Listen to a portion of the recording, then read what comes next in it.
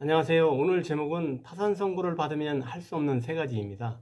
우리가 파산 선고를 받게 되면 그때부터 이제 면책 절차에 돌입을 하게 됩니다. 그래서 보통 면책 절차는 3개월 정도 시간이면 일반적인 사건들은 종료가 됩니다. 그래서 내가 파산자라는 신분을 갖게 되는 것은 파산 선고를 받고 면책 결정을 받기 전까지 그 시기에 파산자 신분이 됩니다. 근데 파산자 신분이 되면 할 수 없는 것들이 있습니다. 그래서 오늘은 그 대표적인 거 세 가지 말씀드려 보도록 하겠습니다. 첫 번째는 신분상의 제약이 발생하는 경우가 생깁니다.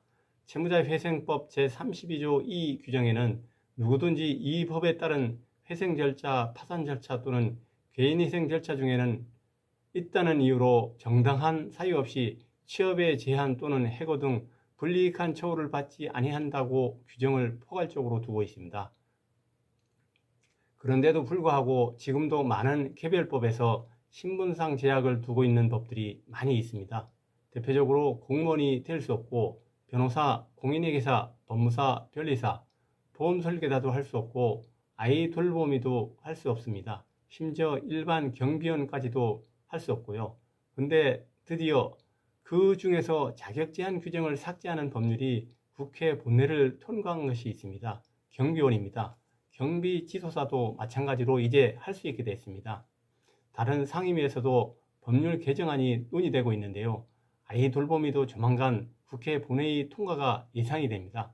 결혼중개업도 할 수 있을 것으로 보이고요. 그러나 아직도 자격이 제한되도록 규정이 남아 있는데요. 그래서 이 법률들이 빠르게 좀 더 다시 논의가 되고 전반적으로 개정이 되었으면 좋겠어요.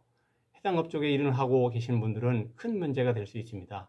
물론 그 기간이 처음에 말씀드린 것처럼 3개월 정도로 짧게 적용이 되겠지만 그 기한 안에서도 그 일을 해야만 하는 경우가 생길 수 있습니다. 그래서 빠르게 법 개정이 다 됐으면 좋겠다는 생각이 들어요. 두 번째로 파산 선고를 받으면 할 수 없는 것, 재산 처분은 할 수 없습니다. 내 재산이라고 해서 내 마음대로 처분을 할 수가 없거든요. 이게 왜 그러냐면 파산 선고의 효과 중에 파산 선고를 받으면 재산에 대한 관리 처분권이라고 하는 게 있습니다. 내가 재산을 임의로 처분할 수 있는 권한이 채무자에게서 파산관계인으로 전속되어 넘어가게 됩니다. 그래서 내 재산 부동산이 있다거나 아니면 자동차가 있다든가 보험을 가지고 있었다든가 이런 것들이 내 임의대로 처분을 하고 해약하는 것들이 안 됩니다. 법원에서 다 정리를 해서 채권자들에게 배당을 해줘야 되는 파산재단이 되기 때문에 채무자가 임의로 처분하는 것을 막고 있습니다. 그래서 내가 파산 선고를 받으면 내 재산도 내가 임의로 처분할 수 없다. 이게 두 번째입니다. 그리고 세 번째, 파산 선고를 받으면 할 수 없는 것. 이게 정말 중요합니다. 내가 파산 신청을 법원에 하게 되면 그 이후에 파산 선고 전까지는 임의로 취하가 됩니다.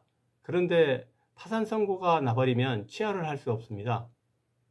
실무상 간혹 파산 선고를 받았는데 면책 단계에서 파산 신청 및 면책 취하를 하는 경우들이 있는데 이게 신청서가 파산 신청 및 면책 취하로 들어간다고 해서 파산까지 취하되는 게 아니거든요. 면책만 취하가 되는 것입니다.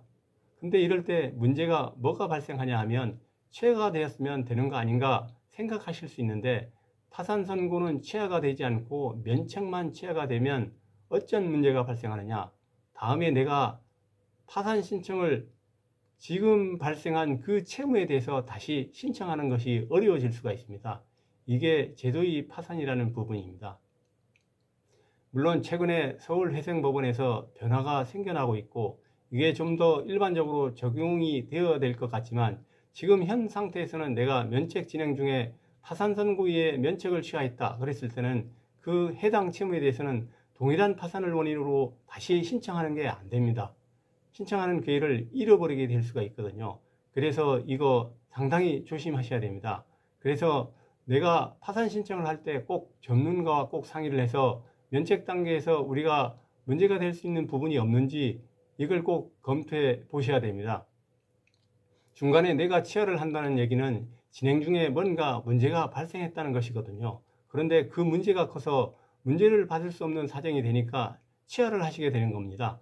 그래서 신청 전에 꼼꼼하게 면책 불허가 사유에 해당하는 사항들은 없는지 체크를 받아서 면책이 문제가 될 수 없다는 게 확실할 때 이때 신청을 하셔야지, 그렇지 않고 검토받지 못하고 바로 신청하셨다가 이렇게 중간에 취하를 하시게 되면 다시는 신청할 수 없는 상황이 발생할 수 있다.